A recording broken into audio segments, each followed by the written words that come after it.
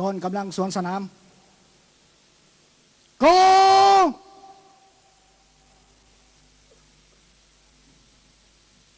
เชิญทุงชาติทุงพักเข้าประจำที่หน้าเดิน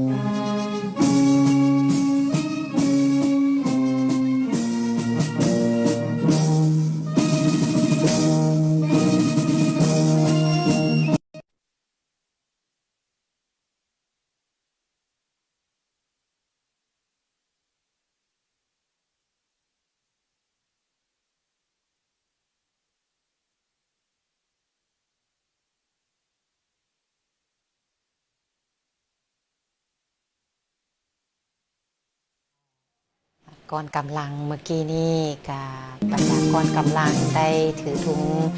ซาดถุงผักเข้าสู่สนามกับแมนเริ่มเกี่ยมพิธีที่จะเป็นพิธีที่เป็นทางการคณะจะตั้งกล่าวจุดประสงค์และประธานก็จะขึ้นกล่าวสุนทรพจน์เจ้าซึ่งในแต่ละครั้งก็คือก่อนที่จะเริ่มพิธีอย่างเป็นทางการก็จะได้มีการเสริญถุงซาดถุงผักเคลื่อนเข้าสู่สนามหลังจากนั้นก็จะได้ดำเนินมาละตามแต่ละขั้นตอนก็มีการนำผักหลัดขันสูงแล้วก็การนำผักหลัดเพื่อนมิตรยุทธศาสตร์ที่เข้าร่วมบรรดาทูตานุทูตได้เข้าร่วมในพิธีเฉลิมฉลองโฮมชุมนุมใหญ่ในครั้งนี้พวกเขาก็จะเห็นได้ถึงบรรยากาศต่างๆต่อไปเส้นทางที่ตามชมบรรยากาศทางด้านในตื่มอีก เ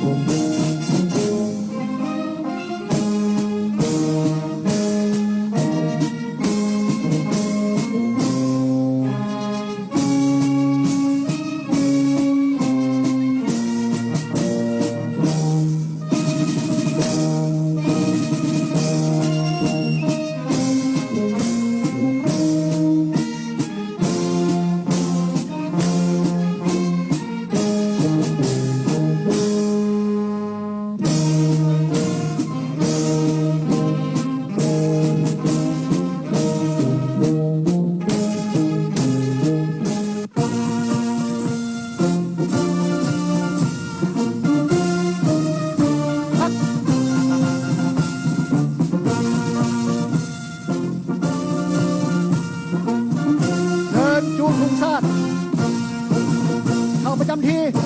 เข้า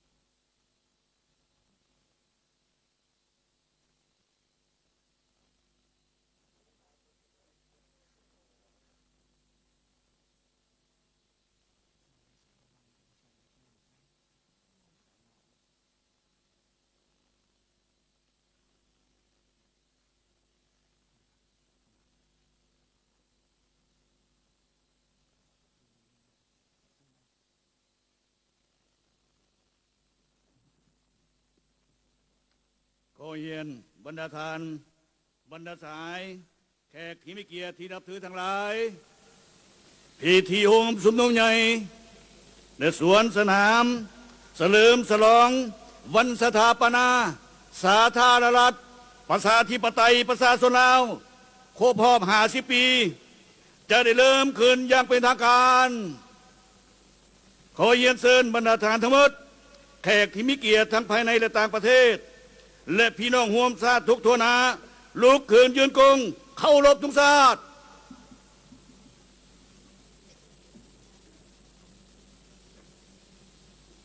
ก่อนกำลังสวนสนามกงเคารพทุ่ง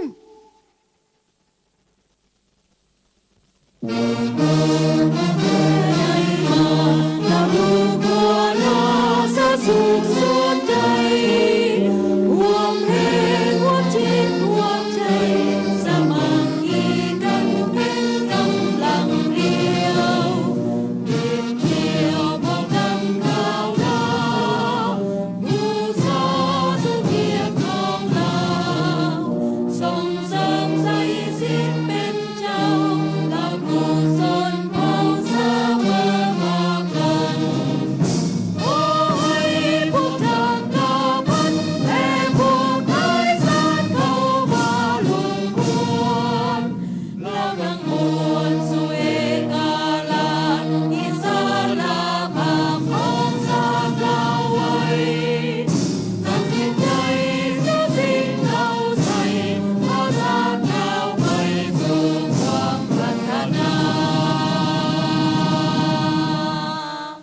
เศร้า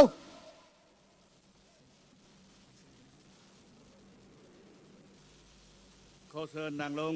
ขอขอบใจอย่างสูง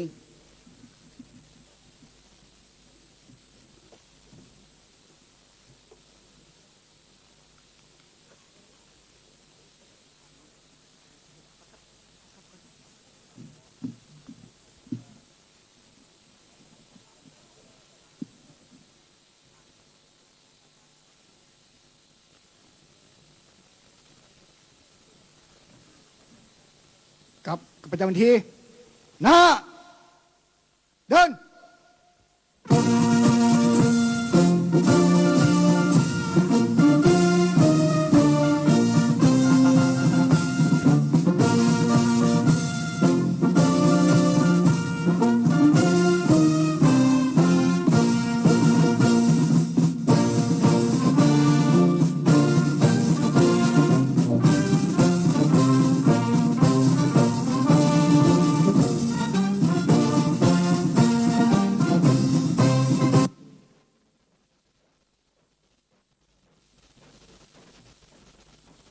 น้อมนมัสการพระเทลานุเทระขอเฮียนบรรดาสหายการนำขันสูง อดีตการนำขันสูงของพรรคราชที่นับถือ ขอเฮียนบรรดาสหายพนักงานปฏิบัติอาวุโสวีรชนแห่งชาตินักรบแข่งขัน ขอเฮียนบรรดาทานผู้แทนแขกที่มีเกียรติทั้งภายในและต่างประเทศ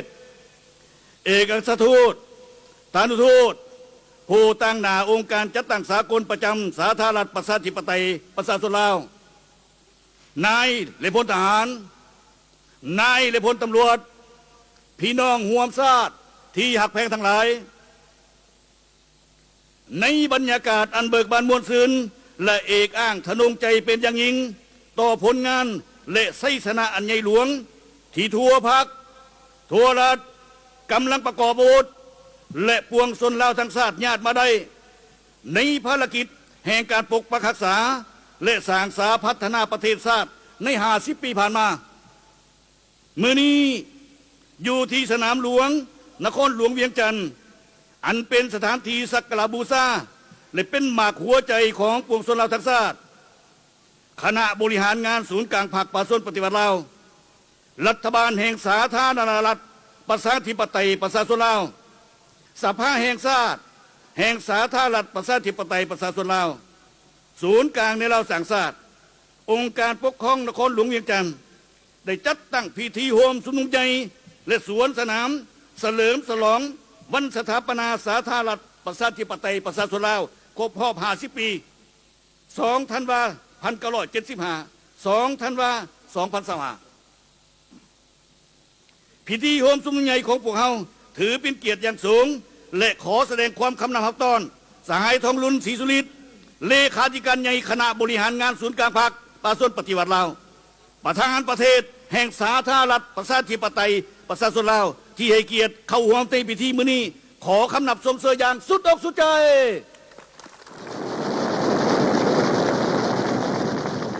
ขอแสดงความยินดีคำนับต้อนสหายจุมรีเสยสอนสหายบุญยังโวรจิตอดีตเลขาธิการใหญ่อดีตประธานประเทศแห่งสาธารณรัฐประชาธิปไตยประชาชนลาวขอคำนับชมเชยขอแสดงความชมเชยและต้อนรับบรรดาสหายกรรมการกรมการเมืองอดีตกรรมการกรมการเมืองบรรดาสหายเลขาธิการศูนย์กลางพรรคอดีตเลขาธิการศูนย์กลางพรรคบรรดาสหายกรรมการศูนย์กลางพรรคอดีตกรรมการศูนย์กลางพรรคตัวแทนการนำของบรรดากระทรวงองค์การจะตั้งมหาชนขันศูนย์กลางนครหลวงเวียงจันทร์และท้องถิ่นทั่วประเทศขอชมเชยขอแสดงความชมเชยและต้อนรับบรรดาสหายพนักงานอาวุโสปฏิวัติ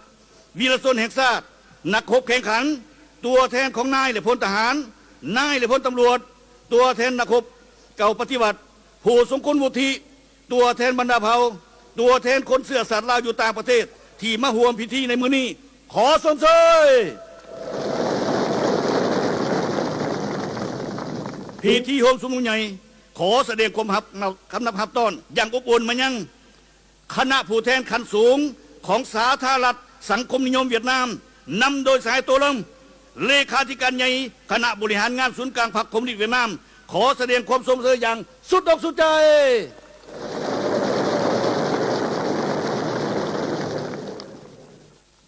คณะผู้แทนขั้นสูงของสาธารณรัฐประชาชนจีน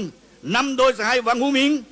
คณะประจำกรมการเมืองศูนย์กลางพรรคคอมมิวนิสต์จีนประธานสภาที่ปรึกษาการเมืองประชาชนจีนขอคำนับสมเสยอย่างสุดอกสุดใจ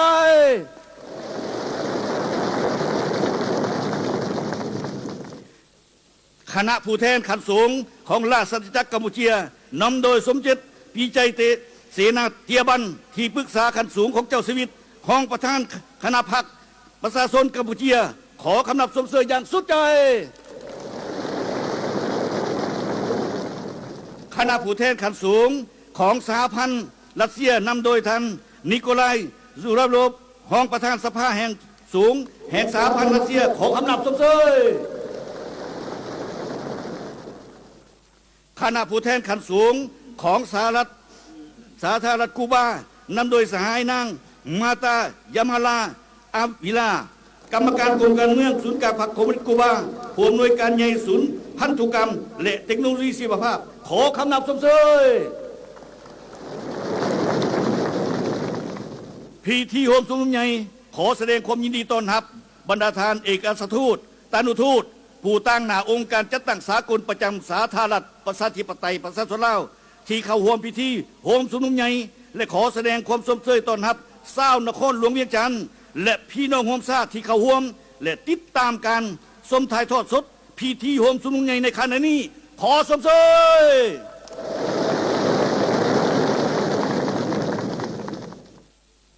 รายการต่อไป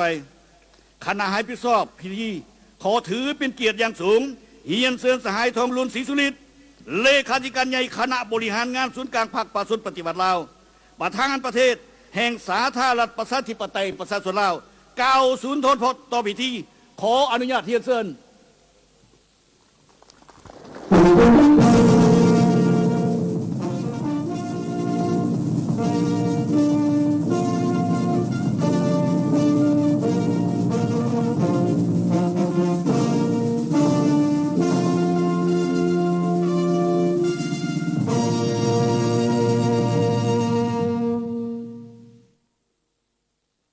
สหายการน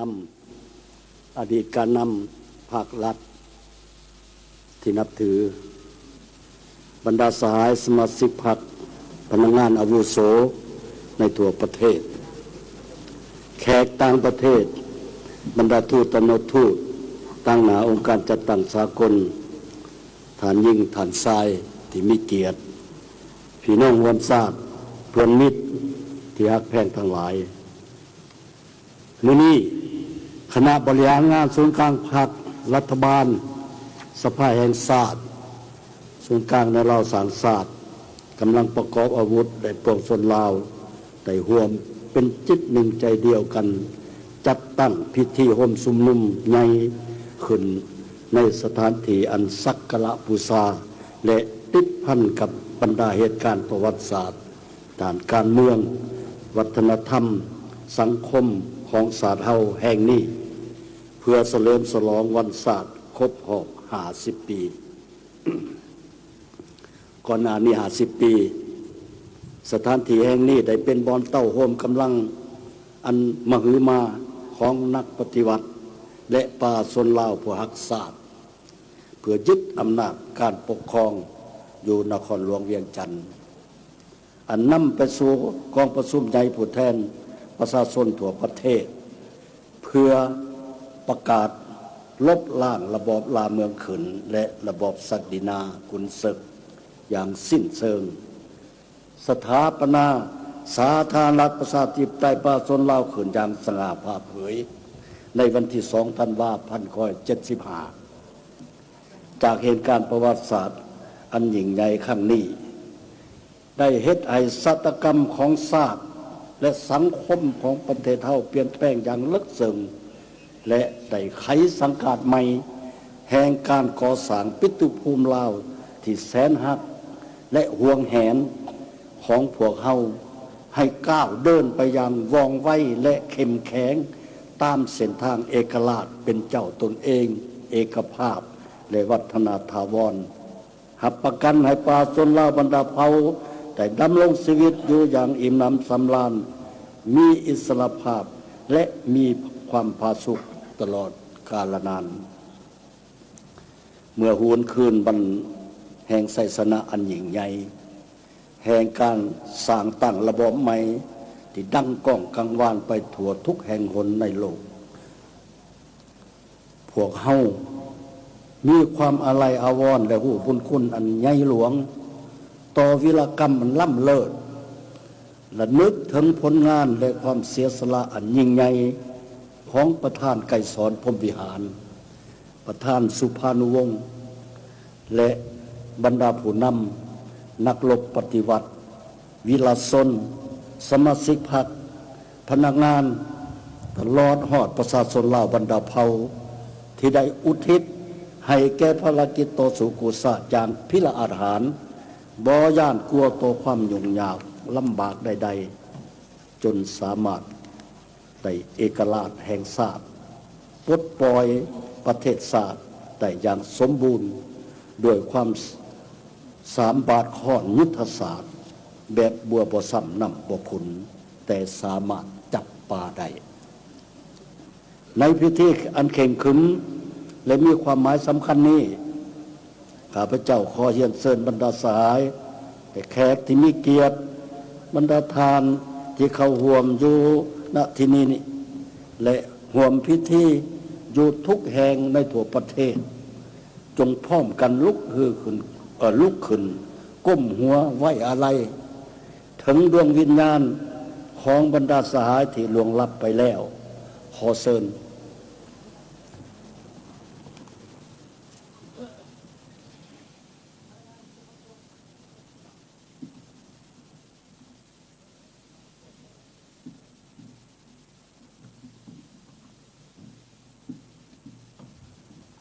เชิญพัก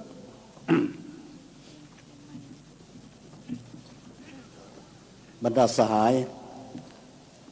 พี่น้องร่วมศาสตร์ที่ฮักแพงตลอดงานทาง50 ปีแห่งภารกิจปกปักรักษาและพัฒนาประเทศชาติสปป.ลาวได้ก้าวเดินผ่านพาอุปสรรคความยุ่งยากสิ่งท้าทายทดสอบและการม่านเททำลายทุกรูปแบบต่อระบบใหม่พวกเฮารักษาได้อย่างนักแน่นซึ่งมากผลของการปฏิวัติ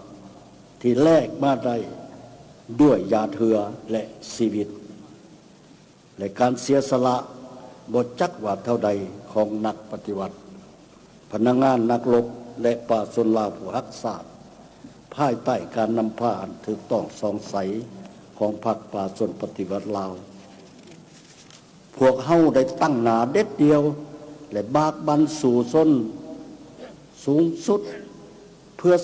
แสวงหาเส้นทางเดินที่ถูกต้องสอดคล้องกับเงื่อนไขจุดพิเศษของลาวและจากการถอดบทเรียนในการสร้างสรรค์ระบอบใหม่ในซุมปีทำอิฐได้ดำเนินภารกิจเปลี่ยนแปลงใหม่ผ่านแนวคิดดีเลิมอันประดิษฐ์สร้างและการตัดสินใจอันกล้าหาญของประธานไกรสอนพรหมวิหารจนถึงกองประชุมใหญ่ครั้งที่4ของพรรคในปี 1986 และกองประชุมใหญ่ครั้งต่อมา2ของพรรคได้สรุปสังรวมปัญหาต่างๆแล้ววางออกเป็นแนวทางเปลี่ยนแปลงใหม่ที่เป็นระบบครบสุดหอกดามีหลักการและได้เพิ่มเติมเสริมขยายถึงทุกวันนี้และยังจะสืบต่อยุ่งแห้งการพันขยายเข้าสู่ลงเลิกต่อไปอีกเริ่มจากการเปลี่ยนแปลงใหม่ในด้านเศรษฐกิจเคียงคู่กับการเปลี่ยนแปลงใหม่ด้านจินตนาการได้สร้างความรับรู้ใหม่ด้านทฤษฎีเกี่ยวกับสังคมนิยมสู่การปฏิบัติแนวทางเปลี่ยนแปลงใหม่รอบด้านมีหลักการของพรรคสปป.ลาวจากที่มีจุดเริ่มต่ำ สามารถผ่านพายุลมแดงและสิ่งท้าทายทดสอบอันละเอียดละเอียดเขียวขาดมาได้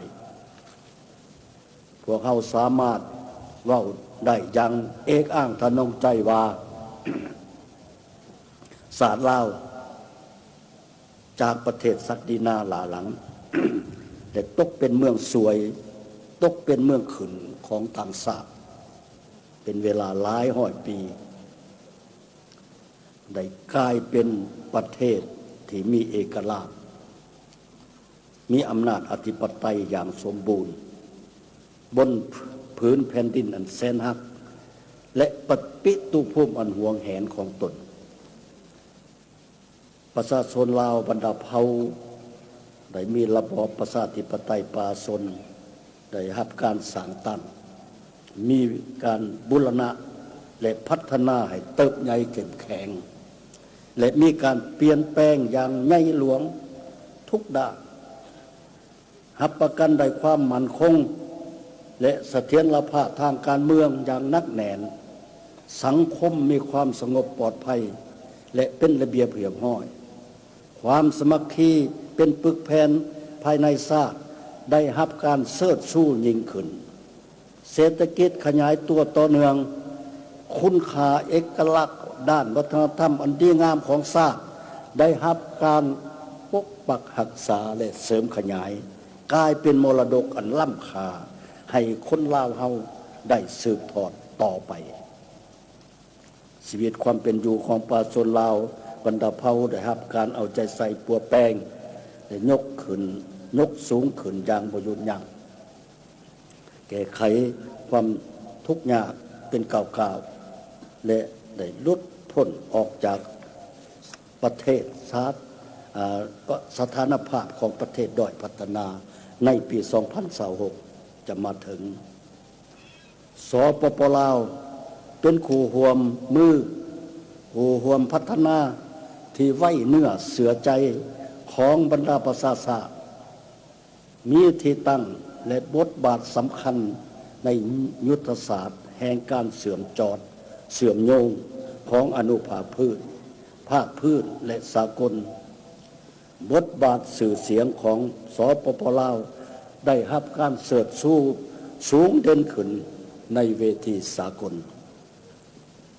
ในโอกาสที่มีความหมายสำคัญนี้ตั้งหนาให้ภาครัฐและประชาชนลาวบรรดาเผ่าข้าพเจ้าขอแสดงความย่องย่อชมเชยความขอบอกขอบใจอันจริงใจและความหู้บุญคุณอันล้นเหลือมายังบรรดาประเทศเพื่อนมิตรผู้อยู่ใกล้และอยู่ไกลคู่ห่วมพัฒนาองค์การจัดตั้งสากลก็คือองค์การจัดตั้งสังคมที่ได้ตั้งหน้าให้การสนับสนุนช่วยเหลือสาธารณรัฐประชาธิปไตยประชาชนลาวตลอดระยะครึ่งศตวรรษที่ผ่านมาในภารกิจปกปักรักษาและพัฒนาของสปป.ลาวของพวกเขาเฮียนบรรดาสหายแขกที่มีเกียรติพี่น้องร่วมชาติที่ฮักแพงทั้งหลาย50 ปีผ่านไปนั้นแม่น50 ปีแห่งการสร้างตั้งบูรณะและพัฒนาสปป.ลาวอย่างบ่หยุดยั้งถือเป็นมรรคผลร่วมยอดของขบวนวิวัฒน์แห่งการต่อสู้อันดุเดือดเขียวขาดลำบากยืดเยื้อยาวนานที่เต็มไปด้วยน้ำใจหักษาอันสูงส่ง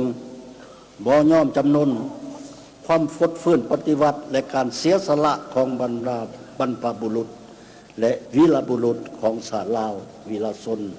ก็คือการสวยเหลืออันล้ำค่าของประเทศเพื่อนมิตรพิเศษแม่นความสมัครคีและการห่วมสัมพันธ์สู่รบของ3 ประเทศอินโดจีนลาวเวียดนามกัมพูชีอ้ายน้องจนสามารถได้ชัยชนะอันยิ่งใหญ่และสง่างามซึ่งประธานไกรสอนพรหมวิหารผู้นำที่แสนเคารพรักลูกผู้ประเสริฐของประชาชนลาวบรรดาเผ่าใดให้ขอสรุปว่าการต่อสู้ยาวนานมีไส้ยิ่งใหญ่ตลอดระยะ50 ปีแห่งการปกปักรักษาและพัฒนาประเทศ ศาสตร์พวกเฮาได้ยืนยันอย่างนักแน่นถึงธาตุแท้มูลเสื่อปฏิวัติที่เป็นบทเรียนให้แก่กันสืบต่อนำพาประเทศชาติก้าวขึ้นนั่นแมนยึดหมั่นอุดมการณ์สังคมนิยมเสริมขยายมหาสามัคคีที่ปวงชนลาวทั้งชาติเพื่อบูรณะระบอบประชาธิปไตยประชาชนให้เข้มแข็งสร้างรัฐที่มาจากประชาชนโดยประชาชนเพื่อประชาชนอำนาจรัฐทั้งหมดเป็นของประชาชนลาวอย่างแท้จริงและเฮ็ดทุกสิ่งทุกอย่างเพื่อความสมบูรณ์พูนสุขของประชาชนซึ่งเป็นอุดมการณ์อันเดียวซึ่งเสมอต้นเสมอปลายของพรรคเฮาและแม่นความมุ่งมั่นปรารถนาอันแห่งกล้าของประชาชนลาวบรรดาเผ่าที่พวกเฮา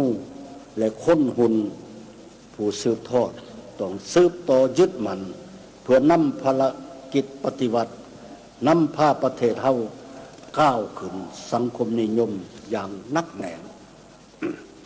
พี่น้องความศาสตร์เพื่อนมิตรที่ฮักแพงทั้งหลายต่อหน้าสภาพการผาดพื้นและสากลที่พ่วมและจะสืบต่อพันแปรไปยังไว้ว่าสับสนเลิกเซิงหอบด้านเต็มไปด้วยสิ่งท้าทายทดสอบนั่นสปป.ลาวสืบต่อยึดมั่นแนวทางต่างประเทศสันติภาพเอกราชมิตรภาพและการพัวพันหัวมือเพื่อพัฒนาเสริมขยายการพัวพันและการหัวมือบรรดากับบรรดาประเทศเพื่อนมิตรรวมคู่รวมพัฒนาในนี้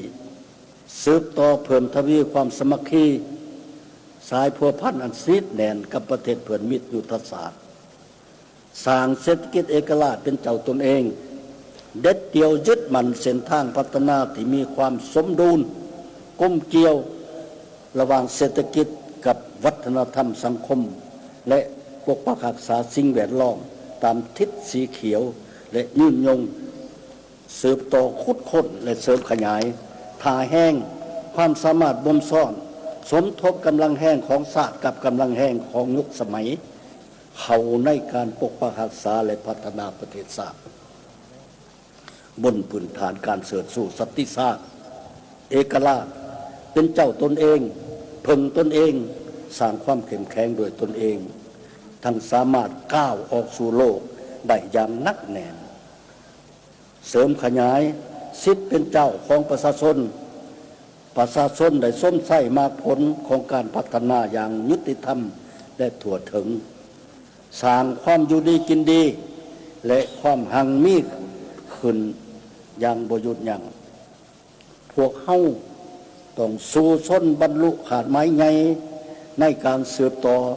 บูรณะระบอบประชาธิปไตยประชาชนที่ระบุไว้ในโครงการการเมืองของพรรคที่ว่าฮอดปี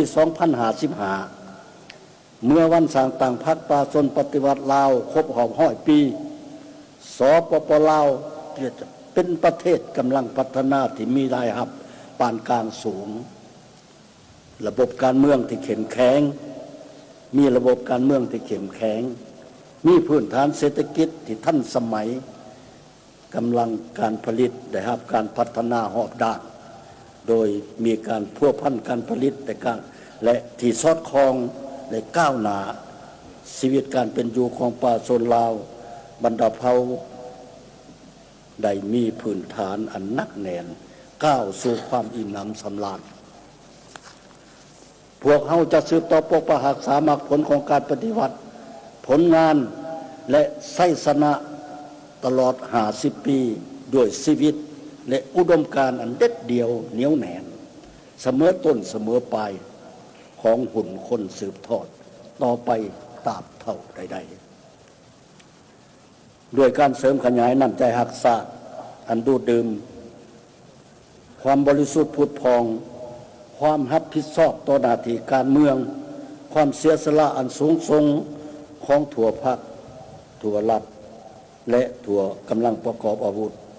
ความสามัคคีเป็นปึกแผ่นแน่นหนาของปวงชนลาวทั้งชาติด้วยความปรารถนาอันแห้งกล้า ความเสื่อมหมันอันเต็มเปี่ยมของประชาชน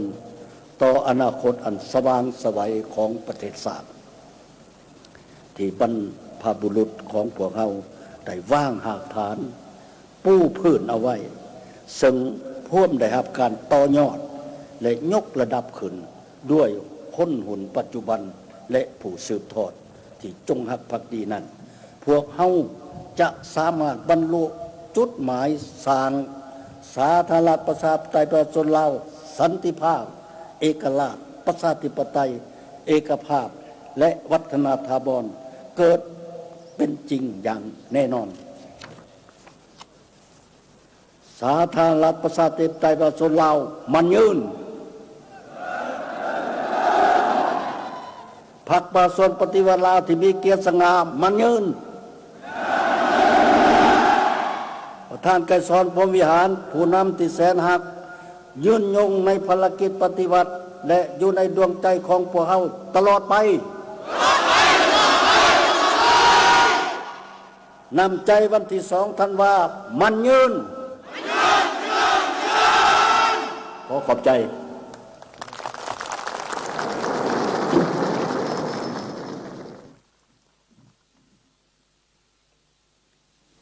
ขอแสดงความขอบใจอย่างสูงมายังสหายทองรุนศรีสุริตเลขาธิการใหญ่คณะบริหารงานศูนย์กลางพรรคประชาชนปฏิวัติลาวประธานประเทศแห่งสาธารณรัฐประชาธิปไตยประชาชนลาวต่อไปนี้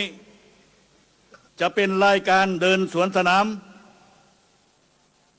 ข้าพเจ้าขอมอบหน้าที่ให้คณะรับผิดชอบบัญชาการสวนสนามดำเนินรายการต่อไปขอขอบใจ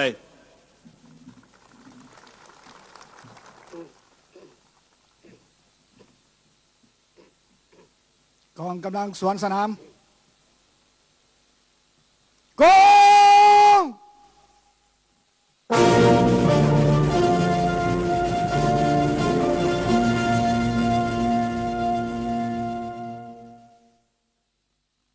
วันทาวุฒ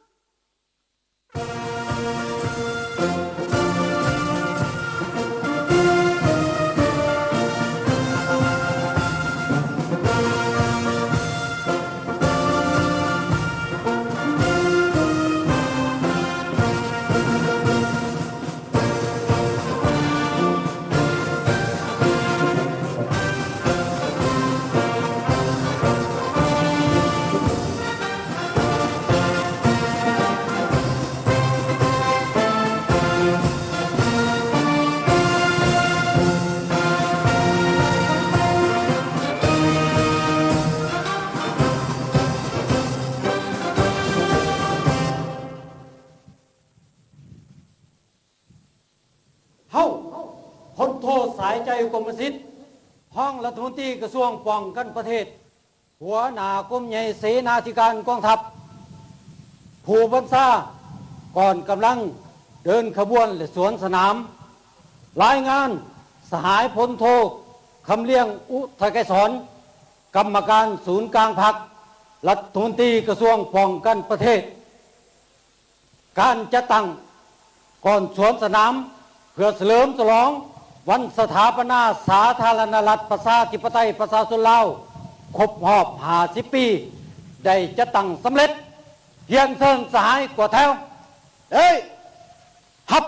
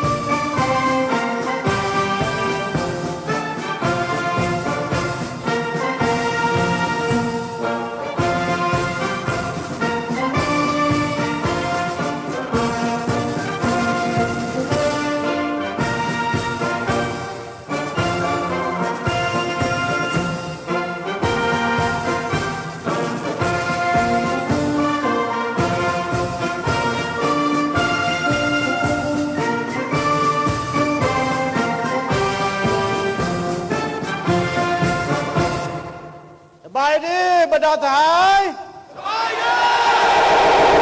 อวยพรบรรดาทหายจงมีสุขภาพเข้มแข็ง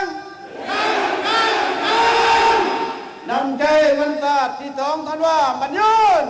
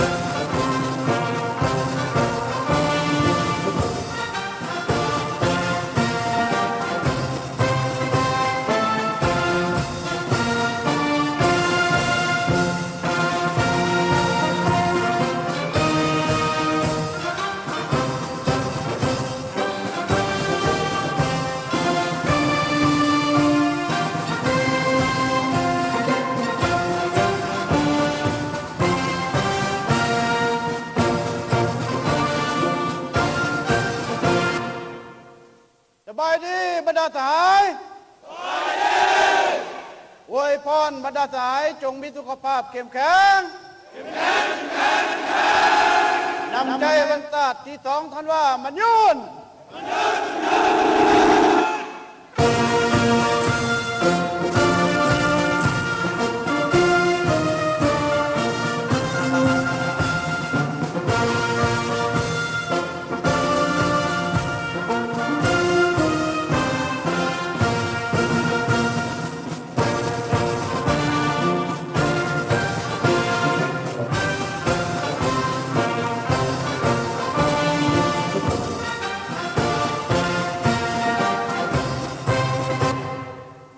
สบายดีบรรดาทหายอวยพรบรรดาทหายจงมีสุขภาพเข้มแข็งนำใจวันศาสตร์ที่สองท่านว่ามันยืน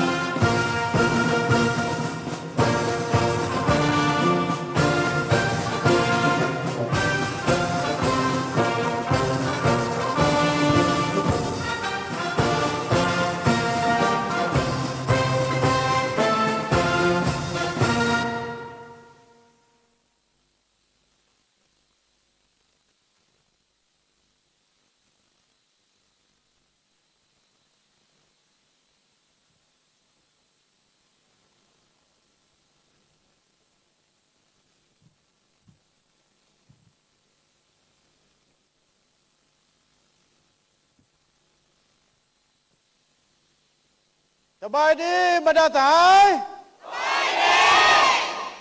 อวยพรบรรดาทหายจงมีสุขภาพเข้มแข็ง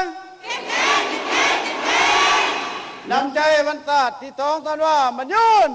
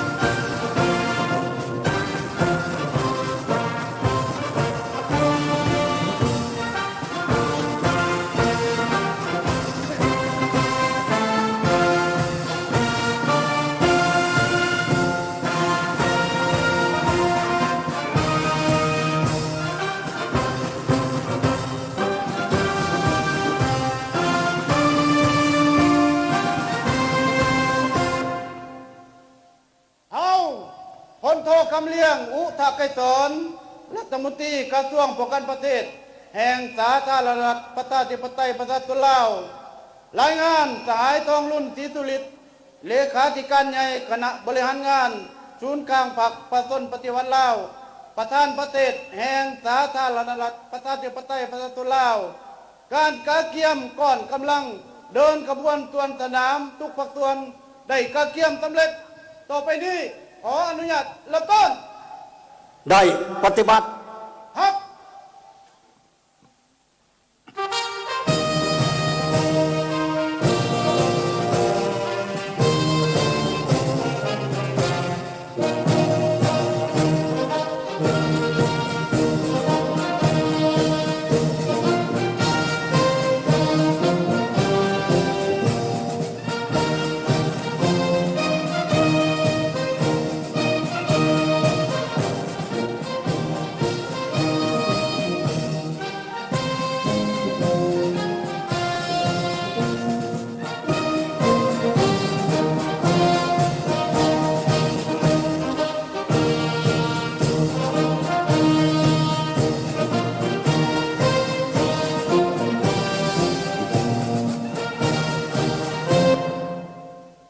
เรียบ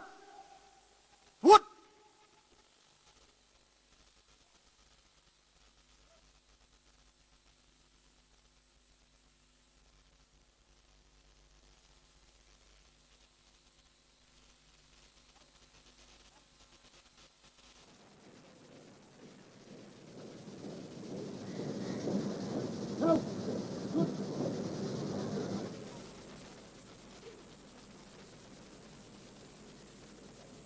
การเดินขบวนสวนสนามเฉลิมฉลองวันสถาปนาสาธารณรัฐประชาธิปไตยประชาชนลาวครบรอบ 50 ปี ใกล้จะเริ่มต้น เริ่มต้น เริ่มต้น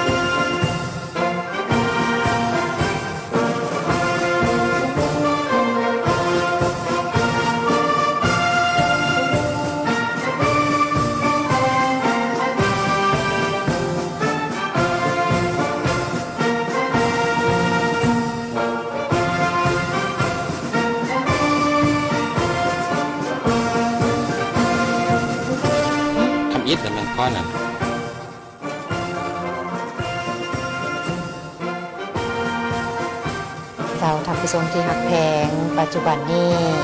ก็อยู่ในการเดินสวนสนามก้อนกำลังจูทุ่งซาดทุ่งผักแมนก้อนกำลังทุ่งซาดทุ่งผักประชาชนปฏิบัติลาวก้อนกำลังป้องกันซาดป้องกันความสงบประชาชนลาวก้าวเดินด้วยบาทก้าวอันนักแน่นเข้มแข็งเสิร์ชสู่คันทุ่งซาดทุ่งผักปิวสะบัดอย่างสง่าผ่าเผยเปรียบเหมือนเปลวไฟแห่งการปฏิบัติเปรียบเหมือนเปลวไฟแห่งการปฏิบัติของประเทศเฮาที่กำลังลุกขึ้นและเปล่งแสงแห่งกล้าสว่างไสวที่กำลังลุกขึ้นและเปล่งแสงแห่งกล้าสว่างไสว ก้อนเครื่องกาไม้ซาดเป็นสัญลักษณ์ของสาธารณรัฐประชาธิปไตยประชาชนลาวสภาแห่งชาติในปัจจุบันก็คือสภาประชาชนขั้นสูงสุดในเมื่อก่อนแม้นได้รับการสร้างตั้งขึ้นในวันที่2ธันวาคม1975พร้อมกับการสร้างตั้งสาธารณรัฐประชาธิปไตยประชาชนลาวสภาแห่งชาติแม่นองค์การตัวแทนแห่งสิทธิและผลประโยชน์ของประชาชนลาวบรรดาเผ่าเป็นองค์การสูงสุดอำนาจรัฐเป็นองค์การนิติบัญญัติมีพระบทบาทในการขับรองเอารัฐธรรมนูญกฎหมายและตกลงปัญหาสำคัญพื้นฐานของประเทศและติดตามกวดกาการเคารพและปฏิบัติรัฐธรรมนูญและกฎหมายของบรรดาองค์การรัฐขบวนเครื่องหมายชาติโดยก้อนกำลังของสภาแห่งชาติจำนวน185ทางสภาแห่งชาติในปัจจุบันก็คือสภาประชาชนสูงสุดในเมื่อก่อนได้รับการสร้างตั้งขึ้นในวันที่2ธันวาคมปี1975พร้อมกับการสร้างตั้งสาธารณรัฐประชาธิปไตยประชาชนลาวสภาแห่งชาติแม้นองค์การตัวแทนแห่งสิทธิและผลประโยชน์ของประชาชนลาวบรรดาเผ่าเป็นองค์การสูงสุดในอำนาจหลักองค์การนิติบัญญัติมีพระบทบาทพิจารณารับรองเอารัฐธรรมนูญและกฎหมายตกลงปัญหาสำคัญพื้นฐานของชาติและติดตามกฎการเคารพและปฏิบัติรัฐธรรมนูญและกฎหมายตลอด50ปีสภาแห่งชาติได้ประกอบส่วนเข้าในการเพิ่มทวีความสามัคคีเป็นผู้แทนของปวงชนลาวทั้งชาติสร้างรัฐประชาธิปไตยประชาชนเป็นรัฐที่ปกครองด้วยกฎหมายของประชาชนโดยประชาชนและเพื่อผลประโยชน์ของประชาชนบูรณาระบอบประชาธิปไตยประชาชนลาวเพื่อก้าวขึ้นสู่สังคมนิยมก้อนกำลังห้องว่าการสำนักงานประธานประเทศห้องว่าการสำนักงานนายกรัฐมนตรีและสถาบันวิทยาศาสตร์เศรษฐกิจและสังคมแห่งชาติก้อนกำลังกาหมาย50ปีการสถาปนาสปป.ลาวแสดงให้เห็นความมั่นคงของชาติความเป็นเอกราชรักษาได้อธิปไตยและท่านผู้ชมตามมาด้วยก้อนกำลังรถแห่ขบวนประธานไกรสอนพรหมวิหารเพื่อระลึกถึงคุณงามความดีและฮู้บุญคุณประธานไกรสอนพรหมวิหารผู้นำพาสร้างตั้งพรรคประชาชนปฏิวัติลาวนำพาขบวนปฏิวัติชาติประชาธิปไตยและนำพาสถาปนาสาธารณรัฐประชาธิปไตยประชาชนลาวในการคุ้มครองอำนวยความสะดวกและประสานสมทบสถาบันวิทยาศาสตร์เศรษฐกิจและสังคมแห่งชาติเป็นเสนาธิการให้แก่ส่วนกลางภาคและรัฐบาลในการค้นคว้าและแสดงข้อมูลข่าวสารขบวนสหพันธ์นักรบเก่าแห่งชาติลาวนักรบเก่าแห่งชาติลาวเป็นองค์การจัดตั้งการเมืองสังคมนอนอยู่ในระบบการเมืองของระบอบประชาธิปไตยประชาชนลาวซึ่งได้เต้าโฮมเอาบรรดานักรบปฏิวัติที่องอาจกล้าแก่นที่ผ่านการสูบหล่อในเปลวไฟสงครามต่อสู้กู้ชาติญาติเอาเอกราชพวกเพิ่นเปรียบเหมือนเหล็กกล้าที่ถูกสูบหล่อแล้วหลายทศวรรษสหพันธ์นักรบแห่งชาติลาวเป็นเสนาธิการให้ศูนย์กลางภาคและรัฐบาลด้วยการเสริมขยายมูลเสื้อ3ดี6รักษาของตนเองและการตั้งวงความสามัคคีเป็นทดแทนเล่นนาของประชาชนทุกชั้นคนและบรรดาเผ่านำพาประเทศชาติไปสู่ความเจริญรุ่งเรือง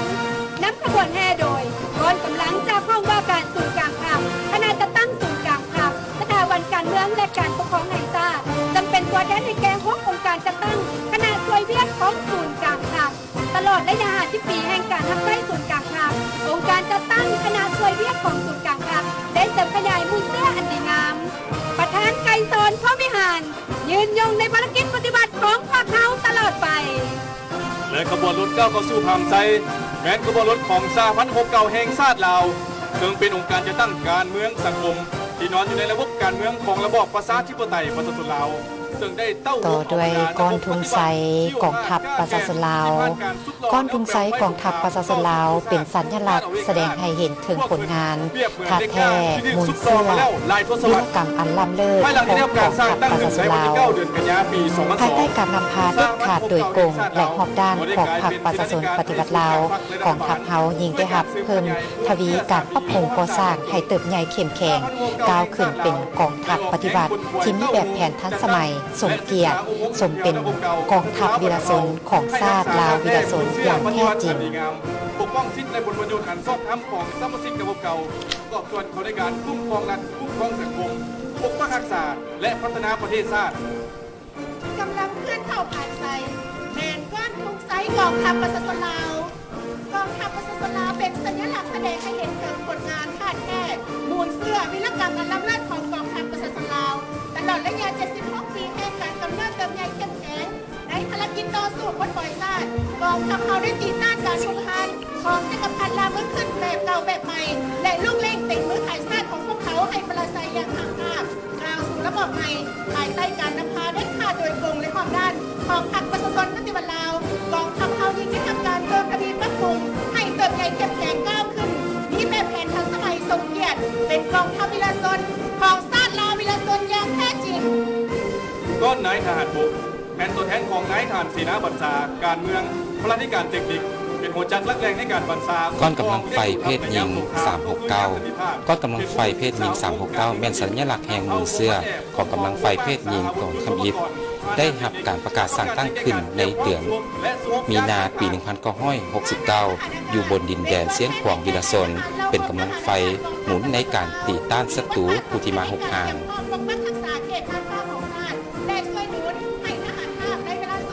ต่อโดยกองทหารทาบแมนกำลังสู่หบประจันบานกับศัตรูในถูกกรณีถูกรูปแบบของการสู่หบโดยยุทธวิธีสู่หบประสานเหล่า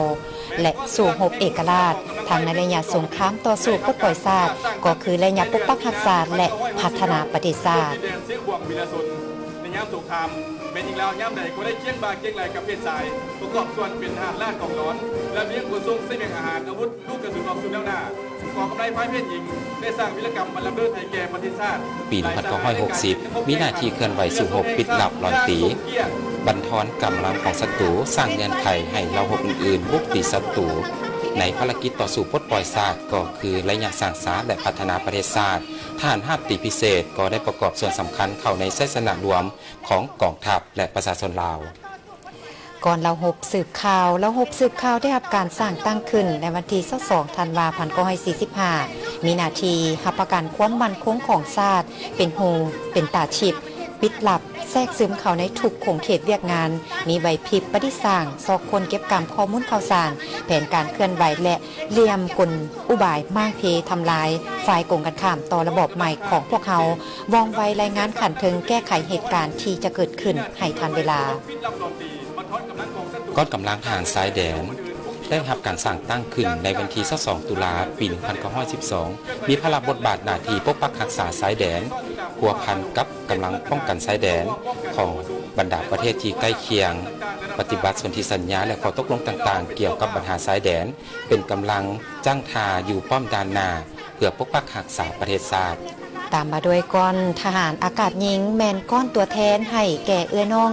ทหารหญิงที่ปฏิบัติหน้าที่ในกองทัพประชาชนลาวมีมูลเสื้อองค์อาจกล้าหาญเคียงบ่าเคียงไหลกับไอ้น้องทหารทรายดุมันขยันอดทนแสดงออกเอื้อน้องแม่หญิงสังกัดอยู่กองห้อยโดดจ้อง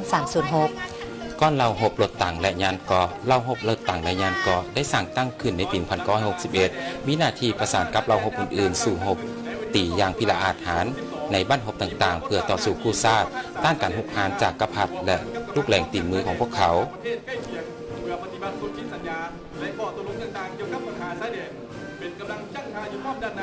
เราหบรถถังยานเกาะได้สร้างผลงานและวีรกรรมอันล้ำเลิศในภารกิจต่อสู้ปลดปล่อยชาติก็คือระยะปกปักรักษาและพัฒนาประเทศชาติ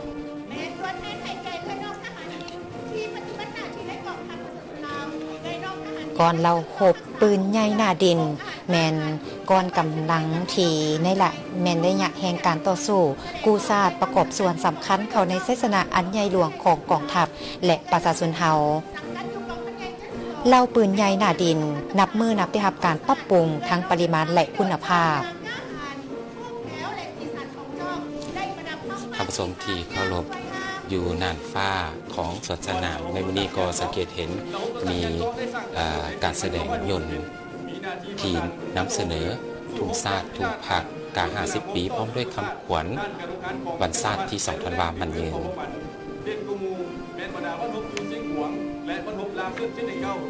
เจ้าละหกปืนใหญ่หน้าดินก็เห็นได้ถึงความอุกอาจกาแกนเหล่าปืนใหญ่หน้าดินนับมือนับได้รับการปรับปรุงทางปริมาณและคุณภาพซึ่งได้รับการประกอบพาหนะเทคนิคอาวุธที่ทันสมัยรับประกันให้แก่การเตรียมพร้อมสู่รบและสู่รบอย่างมีไสเป็นการแสดงให้มวลชนได้เห็นถึงภาพของยนต์ที่ได้บินโซ่ให้แก่มวลชนได้เห็นถึงการแสดงฝูงบินมี4 ลำด้วยกันที่ประกอบมีทุงชาติทุงผักทุง50 ปีและก็คำขวัญน้ำใจวัดชาติที่ 2 ธันวาคมมันยืนระบบป้องกันอากาศมีหน้าที่สู้รบป้องกันที่ตั้งและน่านฟ้าเขตปลดปล่อยยิงต้านและทำลายกำลังทัพอากาศของศัตรูทั้งเม็ดและคืนย่างที่ล่าฐานเปลี่ยนกูมูแมนโซป้องกันเปลี่ยนที่มันสูงกลางอยู่เมืองเพียงไซป่วยโมพันอยู่ตรงแม่หินก้อนเหล่า6 เสนาหักเป็นตัวแทนให้แก่พนักงานแพทย์หมอในทั่วกองทัพเหล่า6 เสนาหักได้รับการสร้างตั้งขึ้นในวันที่1 พฤศจิกายน 1954ตลอดระยะผ่านมาได้เฮ็ดสำเร็จหน้าที่ของตนอย่างจบงามปัจจุบันเหล่า6 เสนาหักได้มีทันแถวแพทย์หมอที่มีระดับวิชาการมีความสามารถและมีความชำนาญในการปิ่นปัวเบิ่งแยงต่อด้วยกองกำลังกองรอนเป็นตัวแทนให้แก่กำลังกองรอนในทั่วประเทศแมนกำลังเครื่องประกอบอาวุธของประชาชนลาวประดับเผาเป็นกำลังลักแรงอยู่ภาคฐานติดพันกับพื้นที่ติดพันกับการผลิตเฮ็ดหน้าที่ป้องกันชาติป้องกันความสงบอยู่ภาคฐานประสานงานระหว่างแนวหน้าแนวหลังผู้บัญชาการและกรมกองท้องถิ่นในยามสงครามก็คือยามสันติภาพระบบสื่อสารมีบทบาทสำคัญนำเอาบันทึกคำสั่งของกันถึงไปฮอดไปถึงพนักงานนักรบทุกๆคนท่านเราโฮมเสนาหักแมนเป็นตัวแทนให้แก่พนักงานแพทย์หมอที่ทั่วกองทัพเราโฮมเสนาหักได้ทำการสร้างตั้งขึ้นในวันที่1 เดือนพฤศจิกายน 1954ตลอดระยะผ่านมาได้เห็นสำเร็จหน้าที่ของตนอย่างจงงามจะอยู่ในบรรพบัณฑิตใดก็ล้วนจะมีการประกอบส่วนของแพทย์หมอเบิ่งแย้งปิดตัวผู้บาดเจ็บและผู้เสียสละรักษาจรรยาบรรณของแพทย์ปฏิบัติปัจจุบันเราโฮมเสนาหักได้มีทันแถวก้อนน้องน้อยโรงเรียนวัฒนธรรมชนเผ่ากองทัพซึ่งโรงเรียนวัฒนธรรมชนเผ่ากองทัพได้รับการสร้างตั้งขึ้นในวันที่24 มิถุนายน ปี 2022มีบทบาทค้นคว้าโครงการหลักสูตรและจัดตั้งการเรียนการสอนชั้นมัธยมสมบูรณ์โดยได้คัดเลือกเอาน้องน้อยบรรดาเผ่าจากท้องถิ่นต่างๆในทั่วประเทศเข้าศึกษาหำเรียนก่อสร้างในอนาคตน้องน้อยเหล่านี้จะกลายเป็นกำลังสืบทอดภารกิจปกปักรักษาและสร้างสรรค์พัฒนาประเทศชาติเป็นกำลังรักแรงของบ้านป้อมมันคงและกลุ่มบ้านจากการแสดงอยู่ถึงท้องฟ้าเพื่อให้มวลชนได้เห็นมี4 ลำที่เชิญทุงชาติทุงผักทุง50 ปีและกับแพนคำขวัญน้ำใจที่2 ธันวาคมมันยืนต่อด้วยกองกำลังป้องกันความสงบแมนแสดงถึงการเติบใหญ่เข้มแข็งในเวียกงานป้องกันความสงบทางด้านการเมืองป้องกันสกัดกั้นและทับมางเลเหลี่ยมกลอุบายการเคลื่อนไหวของบดาอิทธิกำลังปรปักษ์กลุ่มขุนบดีการนำขันสูงก่อต่างปืนปิติซุ้มเซินให้แก่การเดินสวนสนามในครั้งนี้โดยได้คัดเลือกเอาน้องน้อยบรรดาเผ่าจากท้องถิ่นต่างๆในทั่วประเทศเข้าทำเรียนก่อสร้างในอนาคตน้องน้อยเหล่านี้จะกลายเป็นกำลังสืบทอดภารกิจปกปักรักษาและพัฒนาประเทศชาติอันแสนรักของพวกเขาต่อด้วยก้อนใจป้องกันความคงกำลังป้องกันความในทำการสร้างตั้งในวันที่5 เมษายนก้อนกำลังตำรวจจราจรเพศหญิงกำลังตำรวจจราจรเพศหญิงมีพระบทบาทหน้าที่ปกปักรักษาความสงบจัดสรรความเป็นระเบียบเรียบร้อยระบายการสัญจรและแก้ไขอุบัติเหตุตามท้องถนนเปิดทางหับไส้ป้องกันให้แขกขบวนผู้นำโดยเฉพาะคือการนำพักรัฐขั้นสูงประมุขรัฐแขกภายในและต่างประเทศที่เข้ามาเยี่ยมยามและเฮ็ดเวียกอยู่ลาวจาก ท่านผู้ชมที่เห็นในปัจจุบันนี้ความประทับใจต่างๆทางท่านผู้ชมทางบ้านก็ติดตามชมเส้นเดียวกัน ตามมาด้วยก้อนกำลังป้องกันศูนย์กลางกำลังป้องกันศูนย์กลางมีพลพุทธบาทเป็นเสนาในการค้นคว้าสร้างแผนป้องกันบรรดากองประชุมระดับชาติระดับสากลผู้นำภาครัฐแขกขันสูงทางภายในและต่างประเทศทุ่ง50 ปีและแผนคำควรน้ำใจที่2ธัน เป็น วา ภาพที่สวยสดงดงามกับการบินแสดงของเมืองมี17ประชาชนแม้นกำลังประกอบอาวุธมาจากประชาชนโดยประชาชนและเพื่อผลประโยชน์ของประชาชนลาวบนเผ่าความของคอยของพ่อแม่ประชาชนที่ติดตามเบิ่ง50 ปีที่ได้แสดงที่ยิ่งใหญ่แบบนี้ก้อนกำลังป้องกันเคลื่อนที่กำลังตำรวจป้องกันเคลื่อนที่แมนมีต้นกำเนิดมาจากกองพัน208หรือกองบัญชาการ208และเพื่อให้สอดคล้องกับหน้าที่การเมืองในระยะใหม่จึงได้เปลี่ยนชื่อมาเป็นกองบัญชาการป้องกันเคลื่อนที่ในปี 2007 เป็นเสนาธิการให้การค้นคว้าวางแผนการป้องกันสกัดกั้นตีพิเศษของกำลังป้องกันความสงบซึ่งเป็นกำลังประจันบานเพื่อแก้ไขสภาพเหตุการณ์ฉุกเฉินที่เกิดขึ้นตามมาด้วยก้อนมหาชนก้อนเยาวชน2ธันวาแม่นองค์การจัดตั้งมหาชนของเด็กน้อยลาวที่มีคณะชาวหนุ่มประชาชนปฏิบัติลาวเป็นผู้นำพาซี่น้ำโดยกงหอบด้านพรรคประชาชนปฏิบัติลาวย่ำใดก็มีความเป็นห่วงเป็นใยต่อโศกชะตากรรมของเด็กน้อยลาวบรรดาเผ่าถือเวียกงานเยาวชนอนุชนเป็นเวียกงานยุทธศาสตร์ที่สำคัญและได้เอาเวียกงานนี้ติดพันกับหน้าที่การเมืองของพรรคปลูกจิตสำนึกเยาวชนลาวให้มีคุณสมบัติมีความรู้ความสามารถกล่าวติดตามด้วยก้อนสาวหนุ่มประชาชนปฏิบัติลาวซึ่งแม่นกำลังประจันบานของพรรคที่เต็มไปด้วยจิตใจโฟดฟื้นปฏิบัติโดยมีศูนย์กลางสาวหนุ่มประชาชนปฏิบัติลาวเป็นผู้ชี้นำพาโดยกง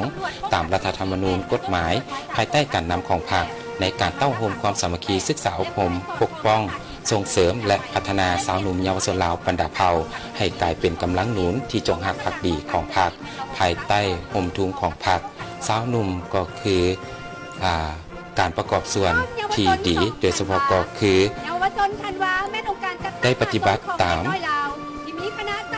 คำขวัญของทางประธานกระทรวงพรหมวิหารโดยเฉพาะก็คือการยึดมั่นในการต่อสู้ก็คือพัฒนาประเทศชาติของพวกเราต่อด้วยก้อนสะพานแม่ยิงลาวเป็นตัวแทนให้แม่ยิงลาวบรรดาเผ่าในการปกป้องสิทธิผลประโยชน์อันชอบธรรมของแม่ยิงและเด็กส่งเสริมความก้าวหน้าของแม่ยิงความเสมอภาพยิงทรายภายใต้คำขวัญพัฒนาความเสมอภาพยิงทรายติดพันกับการพัฒนาประเทศชาติและขอแข่งขัน3ดีพลเมืองดีพัฒนาดีสร้างครอบครัวดีติดพันกับกระบวนการแข่งขันหักชาติและพัฒนาปลุกระดมเต้าโฮมความสามัคคีแม่ยิงลาวประดับเผ่าเสริมขยายคุณลักษณะที่เป็นมูลเสื้อของแม่ยิงลาวตั้งหน้าเข้าร่วมสร้างเศรษฐกิจเอกราชเป็นเจ้าตนเองและกำลังแห่งประกอบส่วนเข้าในภารกิจปกปักรักษาและพัฒนาประเทศชาติติดตามด้วยก้อนกำลังสหพันธ์กรรมบาลลาวสหพันธ์กรรมบาลลาวได้สร้างตั้งขึ้นในที่1 กุมภาพันธ์ปี2556มีระบบการจัดตั้งแต่ขั้นศูนย์กลางท้องถิ่นได้รับการนำพาและศึกษาอบรมโดยพรรคประชาชนปฏิบัติลาวมีพลังบทบาทในการโฆษณาศึกษาอบรมตัวแทนในการเต้าโฮมความสามัคคีปลุกระดมกรรมกรและสาวโปรดแห่งงานปกป้องสิทธิและผลประโยชน์อันชอบธรรมของสมาชิกกรรมบาลลาวบรรดาเผ่าในทั่วประเทศเสริมขยายสิทธิเป็นเจ้าของชนชั้นกรรมบาลสาวโปรดแห่งงานตั้งหน้าปฏิบัติตามคำขวัญกรรมบาลลาวเข้มแข็งทันสมัยสามัคคีมีวินัยและน้ำใจกรรมสิทธิ์และ5ขอแข่งขันเป็นเจ้าติดพันกับขบวนการแข่งขันหักชาติและการพัฒนาอย่างกว้างขวางตามมาด้วยกองกำลังศูนย์กลางแนวเล้าสร้างชาติศูนย์กลางแนวเล้าสร้างชาติมีพลาพุทธบาทเป็นคันทุงเตาโฮมความสามัคคีปองดองศึกษาอบรมปลุกระดมเสริมขยายสิทธิเป็นเจ้าในการปกปักรักษาวัฒนธรรมฮีตของประเพณีอันดีงามปกป้องผลประโยชน์อันชอบธรรมไกลสิทธิติดแท้เก็บกรรมค้ำเห็นความมุ่งมา่ปรารถนาของประชาชนลาวบรรดาเผ่าและสร้างคนต่างๆมีระบบการจัดตั้งนับแต่ขั้นศูนย์กลางลงฮอดท้องถิ่น และสาวผู้แห่งลาวที่กว้างขวางในระบบการเมืองของระบบประชาธิปไตยประชาชนซึ่งได้รับการสั่งตั้งขึ้นในวันที่1 กุมภาพันธ์ 1956มีภาระบทบาทในการจัดตั้งแต่ขั้นศูนย์กลางจนฮอดท้องถิ่นได้รับการนำพาศึกษาอบรมโดยพรรคประชาชนปฏิบัติลาวมีภาระบทบาทในการโฆษณาศึกษาก้อนกำลังแขนงการตุลาการในนั้นมีศาลประชาชนแม่นองค์การตุลาการมีแต่ศาล กรรมกรและสาวผู้แห่งลาวบรรดาเผ่าต่อด้วยขบวนแขนงการกวดกากวดสอบมีพลบทบาทเป็นเสนาธิการและรับผิดชอบต่อผลได้ผลเสียเกี่ยวกับการเคลื่อนไหวเวียกงานติดตามกวดกาภายในพรรคต่อคณะบริหารงานศูนย์กลางพรรคกรมการเมืองศูนย์กลางพรรคและคณะเลขาศูนย์กลางพรรคเวียกงานกวดกามีพลบทบาทเป็นเสนาธิการให้ประธานประเทศเกี่ยวกับเวียกงานกวดการัฐสกัดกั้นและต้านการส่อราษฎร์บังหลวงก้อนกำลังแขนงการตุลาการในนั้นมีศาลประชาชนแม่นองค์การตุลาการมีการสร้างตั้งศาลประชาชนสูงสุดขึ้นและศาลประชาชนสูงสุดมีสิทธิ์ในการพิจารณาตัดสินและพิพากษาคดีอยู่สาธารณรัฐประชาธิปไตยประชาชนลาวมีหน้าที่ปกป้องสิทธิผลประโยชน์ก็คือความยุติธรรมสิทธิบุคคลของประชาชนลาว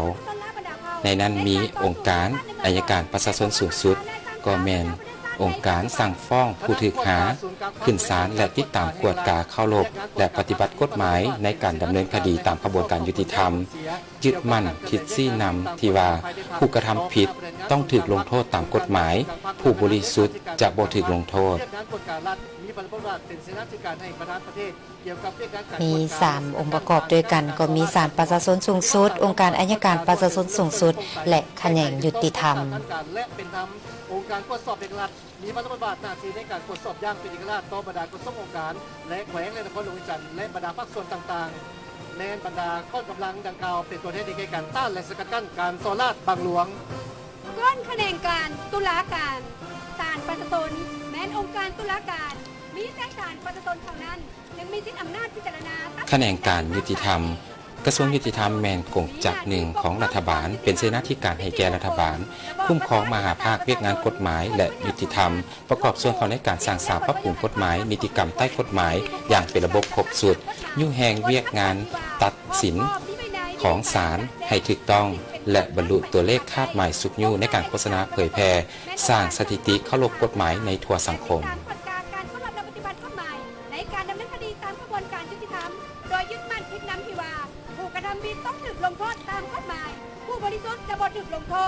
ตามมาด้วยกองกำลังแขนงการต่างประเทศ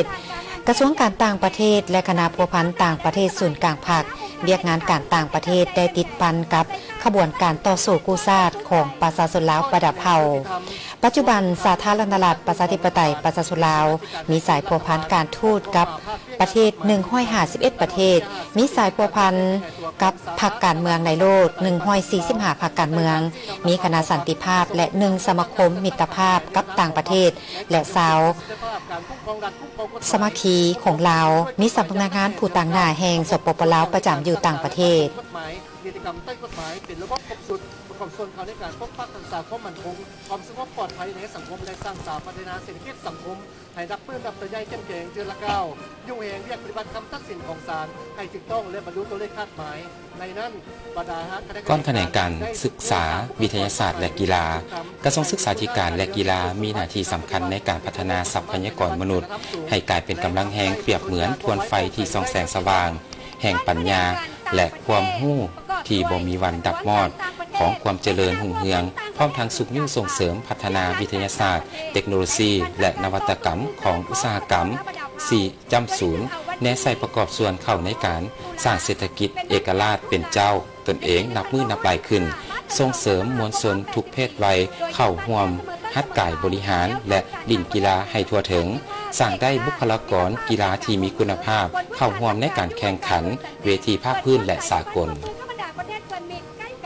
ปัจจุบันสปปลาวมีสายพัวพันการทูตกับ151ประเทศมีสายพัวพันกับตามมาด้วยขบวนกระทรวงการเงินและธนาคารแขนงการเงินมีพลบทบาทเป็นเสนาธิการในการคุ้มครองมหาภาคเกี่ยวกับการวางแผนพัฒนาเศรษฐกิจสังคมแห่งชาติแผนงบประมาณแห่งรัฐ แผนการลงทุนของรัฐแผนพัฒนาระบบสถิติแห่งชาติในขอบเขตทั่วประเทศแขนงธนาคารก็มีภาระบทบาทในการคุ้มครองมหาภาคทางด้านเงินตราสถาบันการเงินและระบบการชำระที่สุ่มใส่จัดตั้งพันธุ์ขยายเศรษฐกิจเอกราชเป็นเจ้าตนเองภายใต้คำขวัญรับประกันเสถียรภาพด้านเงินตราแห่งชาติให้มั่นเที่ยงพัฒนาสถาปนาโดยเฉพาะพัฒนาเงินตราให้เข้มแข็งและพัฒนาการบริการทางด้านการเงินให้ทั่วถึงสั่งคนเราให้มีความรู้ความสามารถมีคุณธรรมและความรับผิดชอบต่อสังคมกระทรวงโยธาธิการและขนส่งตลอดระยะ50 ปีแขนงโยธาธิการและขนส่งได้เติบใหญ่ขยายตัวทางด้านโครงหลังพื้นฐานทางบกทางน้ำและทางอากาศ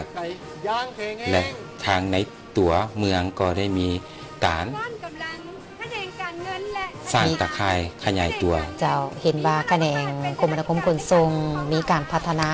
โดยเฉพาะที่เห็นเมื่อกี้นี้ก็แมนรูปรถไฟแสดงถึงการขยายทางเส้นทางรถไฟลาวจีนทั้งอากาศทั้งสายการบินทางบกทางน้ำแมนได้ไปฮอดไปถึงการขยายก็เฮ็ดให้การสร้างสาพัฒนานี่อำนวยความสะดวกสบายหลายขึ้นสีเขียวและยืนยงให้มีความเข้มแข็งยกสูงบทบาทแขนงการเงินยืนอยู่แถวหน้าในการตัดสินปัญหาทางด้านเศรษฐกิจการเงินของชาติให้สมกับการเงินคือหมากหัวใจเป็นสายเลือดใหญ่ในระบบเศรษฐกิจของประเทศแขนงการธนาคารมีบทบาทในการคุ้มครองมหาภาคทางด้านเงินตราสถาบันการเงินและระบบภายหลังที่ได้เปิดอย่างเป็นทางการในท้ายปี 2021 ผ่านมาก็เห็นว่าการขนส่งโดยสารตัวเลขที่เพิ่มขึ้นทั้งการขนส่งสินค้าผ่านจากลาวไปยังจีนแล้วก็ไปยังบรรดาประเทศต่างๆก็เห็นว่ามีจังหวะที่ขยายตัวเลขเพิ่มขึ้นตลอดโยธาธิการและขนส่งได้เติบโตขยายตัวทางด้านโครงหลังพื้นฐานทางบกทางน้ำทางอากาศทางล้างและทางในตัวเมืองคนเด่นที่สุดแม่นตานางเส้นทางจาก 11,000 กิโลเมตรตามมาด้วยกองกำลังกระทรวงเทคโนโลยีและการสื่อสารเวียกงานเทคโนโลยีและการสื่อสารได้ประกอบส่วนสำคัญเข้าในการสร้างสรรค์และพัฒนาประเทศชาติเพื่อหันประเทศให้เป็นอุตสาหกรรมทันสมัยผ่านวิสัยทัศน์ยุทธศาสตร์และแผนพัฒนาเศรษฐกิจดิจิทัลเพื่อคุ้มครองส่งเสริมการนำใช้และพัฒนาเทคโนโลยีนวัตกรรมและการสื่อสารที่ทันสมัยเข้าในทุกขงเขตเวียกงานเพื่อรับความต้องการเพื่อรองรับความต้องการในการหันเป็นดิจิทัลประกอบส่วนเข้าในทุกแขนงการเศรษฐกิจสังคมแต่ส่วนกลางลงฮอดท้องถิ่นมีจุดสุมทนทานทันสมัยปลอดภัยเสื่อมโยงเสื่อมจอดและยืนยงจากนั้นแมนก้อนกำลังกระทรวงเกษตรกรรมและสิ่งแวดล้อมกระทรวงเกษตรกรรมและสิ่งแวดล้อมสร้างตั้งขึ้นในเดือนพฤษภาคมปี 1965 ที่เมืองเวียงไซแขวงหัวพันแขนงการมีบทบาทคุ้มครองเกษตรกรรมป่าไม้ที่ดินน้ำสิ่งแวดล้อมและพัฒนาชนบทเพื่อรับประกันความมั่นคงทางด้านเสบียงอาหารชนบทได้รับการพัฒนาคุ้มครองนำไส้และปกปักรักษาทรัพยากรธรรมชาติป่าไม้ตามทิศหันเปลี่ยนทันสมัยปัจจุบันสามารถผลิตเสบียงอาหารได้ 6.75 ล้านดอลลาร์6.75 ล้านต้นต่อปีสามารถค้ำประกันเสบียงอาหารภายในได้โดยพื้นฐานและสามารถผลิตส่งออกสินค้าเกษตรกรรมได้หลายกว่า100 ล้านดอลลาร์สหรัฐต่อปีแขนงเกษตรกรรมเป็นปลายแหลมโดยเฉพาะในเกษตรกรรมที่สปป.ลาวมีท่าแห้งก็เห็นว่าปัจจุบันนี้การนำเอาท่าแห้งของเกษตรกรรมเพื่อส่งออกไปยังต่างประเทศก็มี2ทางที่เป็นรูปธรรมหลายขึ้นกระทรวงเกษตรกรรมและสิ่งแวดล้อมตามมาด้วยกองแขนงอุตสาหกรรมและการค้าตลอดระยะ50 ปีผ่านมาแขนงอุตสาหกรรมและการค้าได้ประกอบส่วนอย่างตั้งหน้าเข้าในการสร้างสรรค์พัฒนาเศรษฐกิจแห่งชาติเฮ็ดให้พื้นฐานเทคนิคขุดค้นผลิตปรุงแต่งและการค้ามีการขยายตัวอย่างหนักแน่นต่อเนื่องประกอบส่วนหลายกว่า36ส่วนห้อยของ GDP หาประกันได้การสนองพลังงานและนำไฟฟ้าไปสู่ชนบทเขตทางไกลศอกหลีกได้หลายกว่า96ส่วนห้อยของจำนวนครัวเรือนทั้งหมด เสบียงอาหารในภายในโดยพื้นฐานสามารถผลิตและส่งออกสินค้าเกษตรกรรมได้หลายกว่า 1,600 ล้านดอลลาร์สหรัฐต่อปีในขณะเดียวกัน คำควรก็มีการค้าเป็นตองโซ่อุตสาหกรรมเป็นสายพานแนใส่เสริมขยายทายแห้งของแขนงอุตสาหกรรมและการค้า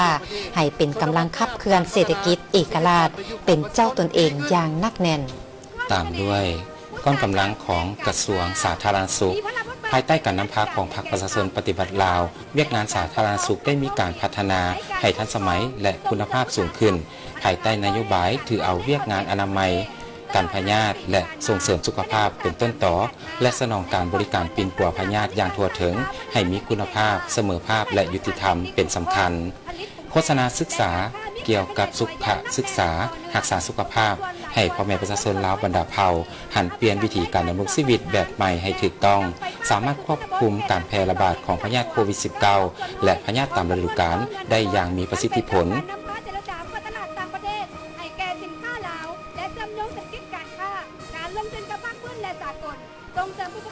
ตามมาด้วยก้อนกำลังกระทรวงแรงงานและสวัสดิการสังคมตลอดระยะ50 ปีผ่านมาแขนงแรงงานและสวัสดิการสังคมได้ประกอบส่วนอย่างตั้งหน้าเข้าในการจัดตั้งปฏิบัติแนวทางเปลี่ยนแปลงใหม่อย่างรอบด้านและมีหลักการของพรรคพัฒนากำลังแรงงานลาวให้มีสีมือมีเวียกเฮ็ดงานทำมีรายได้ที่มั่นคงและแรงงานได้รับการคุ้มครองตามระเบียบกฎหมายและได้รับการปกป้องทั้งสังคมนับมือนับเพิ่มขึ้นแขนงแรงงานมีผู้ที่มีผลงานความดีในภารกิจปฏิบัติต่อสู่ปลดปล่อยชาติได้รับนโยบายตอบแทนอย่างทั่วถึงเทื่อละเก้าสามารถควบคุมการระบาดของพยาธิต่างๆตามฤดูกาลได้อย่างมีประสิทธิผลและมีอายุเฉลี่ยเพิ่มขึ้นสถานที่บริการสาธารณสุขได้ยกระดับมาตรฐานดีขึ้นและมีความชำนาญทางด้านการแพทย์การปฏิบัติของพนักงานแพทย์ปฏิบัติแพทย์ประชาชนนำไส้ยาปัวพยาธิต่างๆปฏิบัตินโยบายการประกันสุขภาพทั่วปวงชนด้วยกองทุนประกันสังคมและประกันสุขภาพเพื่อสืบต่อภารกิจแขนงสาธารณสุขให้ก้าวขึ้นก้อนแขนงแรงงานและสวัสดิการสังคมกระทรวงแรงงานและสวัสดิการสังคมได้รับการตั้งขึ้นในวันที่2มกราคมปี1993ท่านผู้ชมที่เคารพคณะนี้แมนก้อนแก่วงกองทัพประชาชนลาวแก่วงกองทัพประชาชนลาวแมนหนึ่งโครงประกอบในการจัดตั้งกำลังประกอบอาวุธของกองทัพประชาชนลาวเฮ็ดหน้าที่รับใช้พิธีการต้อนรับแขกสำคัญภายในและต่างประเทศรับใช้การสวนสนามรับใช้กองประชุมพิธีการประดับเรียนการเรียนไซต่างประเทศทั้งเอาใจใส่ปรับปรุงเวียกงานวิชาเฉพาะของตนให้มีความรับประกันเกี่ยมพร้อมรับใช้หน้าที่การเมืองตามความเรียกร้องต้องการและประกอบส่วนเข้าในหน้าที่ปกปักรักษาประเทศชาติให้อยู่ในความสงบปรับปรุงการก่อสร้างกลมกองให้นับมือนับเติบใหญ่เข้มแข็ง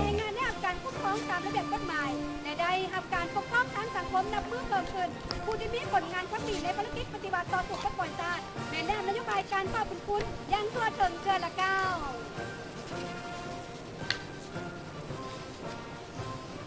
กองแก่วงเป็นหนึ่งในกองประกอบการจะตั้งของกำลังประกอบก้อนกำลังนครหลวงเวียงจันทร์นครหลวงเวียงจันทร์เป็นมรรคหัวใจของปวงชนลาวทางชาติมีประวัติศาสตร์อันยาวนานหลายกว่า465 ปีเป็นศูนย์กลางแห่งอำนาจการปกครองเป็นใจกลางแห่งการพัฒนาเศรษฐกิจวัฒนธรรมสังคมการศึกษาศาสนาเวียกงานการทูตต่างประเทศทั้งเป็นใจกลางแห่งการเต้าโฮมกำลังแห่งของชาติของประชาชนลาวบรรดาเผ่าและชนชั้นคนต่างๆในสังคมก้อนกำลังนครหลวงเวียงจันทร์เป็นตัวแทนให้แก่ประชาชนลาวบรรดาเผ่ามีหลากหลายด้านภาษาปากเว้าวัฒนธรรมฮีตของประเพณีและเครื่องนุ่งห่มที่สวยสดงดงามเป็นเอกลักษณ์เฉพาะในปัจจุบันสปป.ลาวของพวกเราได้รับรองเอาเผ่าต่างๆอย่างเป็นทางการแล้วมี50เผ่าประกอบมี4หมวดภาษาคือหมวดภาษาลาวไตหมวดภาษามอญคแมร์หมวดภาษาจีนทิเบตและหมวดภาษามงอิวเนียนเศรษฐกิจวัฒนธรรมสังคมการศึกษาศาสนาเรียกงานการทูตการต่างประเทศและทั้งเป็นใจกลางในการเต้าโฮมกำลังแห่งของชาติของปวงชนลาวบรรดาเผ่าและสั้นคนต่างๆในสังคมก้อนนครหลวงเวียงจันทร์เป็นตัวแทนให้แก่ประชาชนลาวบรรดาเผ่าในทั่วประเทศมีความหลากหลายด้านภาษาปากเว้า วัฒนธรรมนี่ของประเพณีและเครื่องนุ่งห่มที่มีความสวยสดงดงามเป็นเอกลักษณ์เฉพาะตัวปัจจุบันสปป.ลาวได้พ้องเอาเผ่าต่างๆอย่างเป็นทางการซึ่งประกอบนี้ตามมาด้วยกระทรวงวัฒนธรรมและท่องเที่ยวตลอดระยะ50 ปีแขนงวัฒนธรรมได้มีบทบาทเป็นปัจจัยพื้นฐานแห่งการดำรงคงตัวของชาติโดยได้ปกปักรักษาและสืบทอดมรดกแห่งชาติอันล้ำค่าโดยความพยายามอันแห่งกล้ากระทรวงวัฒนธรรมและการท่องเที่ยวได้นำเอานครหลวงพระบางวัดภูจำปาสักธงไหหินเสียงขวางเสียงแคนลาวการตำผ่าลายนาคฟ้อนลำวงลาวและอุทยานแห่งชาติหินน้ำนอเป็นมรดกโลกพร้อมนั้นในเวียกงานห้องสมุดสำนักพิมพ์การพิมพ์จำหน่ายและสมาคมนักประพันธ์ก็ได้รับการส่งเสริมอย่างต่อเนื่องเพื่อเผยแพร่ความรู้และวัฒนธรรมสู่สังคมความอุดมสมบูรณ์ได้กลายเป็นแห้งดึงดูดที่สำคัญที่สุดในการท่องเที่ยวคือนับตั้งแต่ปี 2000 จนมาฮอดปีกายนี้ 2024 ก็เห็นว่าตัวเลขนักท่องเที่ยวสากลแม้นเพิ่มขึ้นอย่างหลวงหลายจาก 700,000 กว่าคนมาสู่ระดับกว่า 4 ล้านเถื่อคนซึ่งในนั้นสถานที่ท่องเที่ยวก็ได้รับการพัฒนาและหับจากการท่องเที่ยวก็เป็นชื่อกระจายอย่างทั่วถึงเฮ็ดให้ประชาชนมีหลายหับแล้วก็บ้านวัฒนธรรมนี่ก็ได้รับการสร้างตั้งขึ้นอย่างมีจุดสูงพร้อมกันนั้นสื่อมวลชนลาวก็หันสู่ดิจิตอลอย่างว่องไวเป็นกระบอกเสียงที่แหลมคมในการโฆษณาแนวทางของภาครัฐและหับไส้สังคมเจ้าทำสมทีทั่วโลกในปัจจุบันนี้ก็ถือว่าได้มีการบินแสดงยนต์สู่หกยักษ์130ซึ่งแสดงในการบิน3รอบด้วยกันในนั้นก็จะมีการปล่อยปลุกไฟและยนต์ยักษ์30นี้ถือว่าทางด้านหลังยนต์สู่6นี้แมนมีเลข50ซึ่งเป็นเครื่องหมายสัญลักษณ์ว่าสปป.ลาวของเรานั้นได้มีการเฉลิมฉลองครบรอบ50 ปีเจ้าเป็นภาพบรรยากาศที่สวยสดงดงามเต็มไปด้วยความปิติสมเสริญมวลชนชาวนครหลวงเวียงจันทร์ได้โดยเฉพาะแล้วกระทรวงวัฒนธรรมและการท่องเที่ยวที่ได้มีการเผยแพร่วัฒนธรรมที่เป็นเอกลักษณ์ผ้าไหมที่ได้แสดงให้เห็นบ่งบอกถึงความเป็นชาติลาวต่างประเทศที่เข้ามาสปป.ลาวได้เห็นการนุ่งสิ้นได้เห็นการพายผ้าเบียงเสียงแคนลาวก็เป็นอีกหนึ่งวัฒนธรรมที่เป็นเอกลักษณ์ให้ชาวต่างประเทศนี้ได้เห็นท่ามกลางมวลชนท่ามกลางแขกการนำผักหลัดที่ปลื้มปิติสมเสริญกำลังชื่นชมอยู่ในการแสดงอยู่เทิงท้องฟ้าไปพร้อมเคียงคู่กับอยู่เทิงดาดินที่มีขบวนการเดินสวนสนามก้อนกำลังต่างๆก็หลายทานที่ได้ติดตามชมการถ่ายทอดสดก็จะได้เห็นโดยเฉพาะแล้วผ่านไปวันหนึ่งนี้ก็เป็นเรือบินยักษ์130คันโบจับมือถือขึ้นมาวางไว้ที่สุดนี้ก็บ่สามารถถ่ายภาพบรรยากาศนั้นไว้ได้เพราะว่าเป็นการแสดงที่ไว้แล้วก็เพิ่นก็โดนๆแล้วเพิ่นอีกประมาณ5 นาทีเพิ่นก็แสดงมารอบนึงเจ้าถือว่าการแสดงของเรือบินสู่6ยักษ์130นี้บิน3รอบด้วยกันและในปัจจุบันนี้อยู่ที่ทางด้านสนามหลวงก็แม่นการแสดงของก้อนกำลังกระทรวงวัฒนธรรมและการท่องเที่ยวในนั้นก็ประกอบมีการแสดงเป่าแคนซึ่งแคนก็ถือว่าเป็นมรดกทางด้านวัฒนธรรมนามธรรมของชาติลาวเฮาที่ได้ถือขับฮองและจากนั้นก็แม่นการตำผ้าในส่วนคือลายหน้าเป็นมรดกทางวัฒนธรรมที่พ่อแม่ประชาชนลาวโดยเฉพาะคือเพศหญิงได้มีการตั้งหูปออกมาเป็นผู้ขับดักในอดีตจนถึงปัจจุบันนี้เป็นลายที่สวยงามก่อนจะได้ออกมานี่ก็ได้ผ่านการตำหลายเดือนสมควรผ่านฝีมือที่ปราณีตแท้ๆหลายทานกับบางคนนี่อยากสัมผัสแต่ว่าก็โบอีหลีนี่ก็โบได้เพราะว่าต้องได้ใส่ความพยายามในการตำ2 เดือน 3 เดือนจึงจะสำเร็จผืนหนึ่งนี่แหละเป็นภูมิปัญญาของชาวบ้านเป็นฝีมือของน้องแม่ยิงลาวที่ได้บ่งบอกถึงเอกลักษณ์ต่างๆอยู่สนามหลวงแห่งชาตินครหลวงเวียงจันทร์เห็นได้ว่ามีค ความคึกคืนโดยเฉพาะพี่น้องแม่หญิงก้อนกำลังของกระทรวงแถลงข่าวก้อนกำลังของกระทรวงวัฒนธรรมในการท่องเที่ยวนี้ก็แม่ได้แสดงโดยเฉพาะการฟ้อนการเต้นต่างๆ เจ้าซึ่งในปัจจุบันนี้อยู่ที่สนามหลวงก็เป็นก้อนกำลังของกระทรวงวัฒนธรรมและการท่องเที่ยวซึ่งมีหลายการแสดงไม่ว่าจะเป็นทางเป่าแคนและการแสดงผ้าลายหน้านอกจากนี้ยังมีการแสดงกายศิลป์ของกองกายศิลป์แห่งชาติและในปัจจุบันนี้ก็แม่นการแสดงฟ้อนวงที่ถูกของห้ามเป็นมรดกโลกเช่นเดียวกัน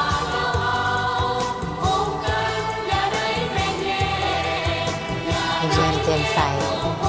คนลาวมีไม่กี่จิตมีน้ำใจอิตาภาพตอนหับแขกบ้านแขกเมือง ถือว่าก้อนกำลังกระทรวงวัฒนธรรมและการท่องเที่ยวเป็นอีกหนึ่งก้อนกำลังที่สร้างสีสันในพิธีสวนสนามครั้งนี้สังเกตเห็นการนับถือของบรรดานักแสดงเหมือนล้วนแล้วแต่แสดงให้เห็นถึงสุดของแต่ละชนเผ่าคือที่ประเทศลาวของพวกเขาซึ่งปัจจุบันนี้ก็มีถึง50ชนเผ่า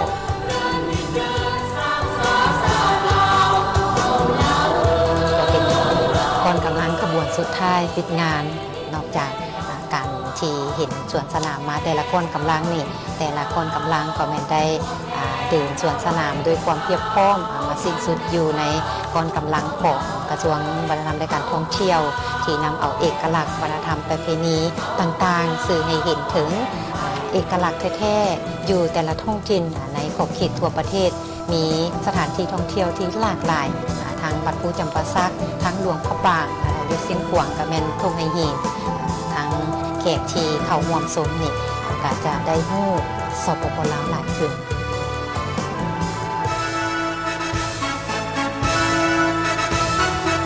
ภาพมุมสูงที่สวยงามที่เห็นถึงความกว้างทั้งหมดที่มวลชนรวมถึงบรรดากองกำลังต่างๆได้เข้ามาร่วมพิธีเฉลิมฉลองวันสถาปนาสาธารณรัฐประชาธิปไตยประชาชนลาวครบรอบ50 ปีอยู่เดินสนามหลวงแห่งชาตินครหลวงเมืองจันทบุรี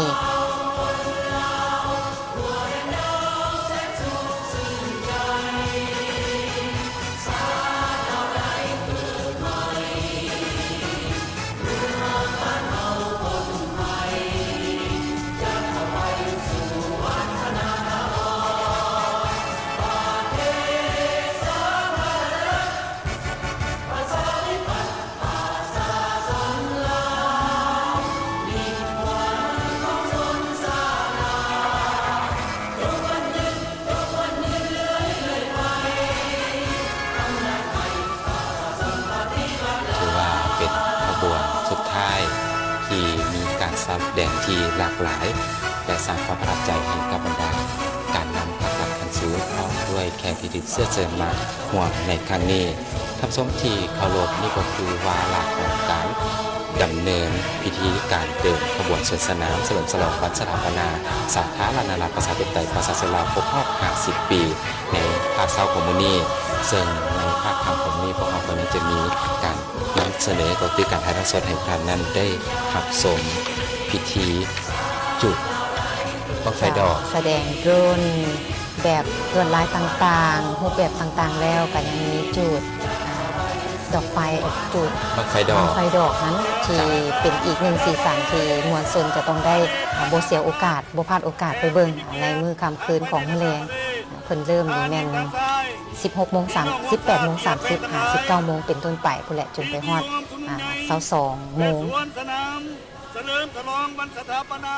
สาธารณรัฐประชาธิปไตยประชาชนลาวครบรอบ50 ปีมาฮอดนี้ได้สิ้นสุดลงอย่างสมบูรณ์คณะอภิชอบพิธีขอแสดงความบุญคุณขอบอกขอบใจอย่างสูงและอวยพรใส่ประเสริฐมายังบรรดาสายการนำอดีตการนำพรรครัฐแขกที่มีเกียรติทั้งภายในและต่างประเทศบรรดาสายทั้งหมดนักขบทุกทนาพี่น้องร่วมชาติจงมีสุขภาพแข็งแรงมีความผาสุก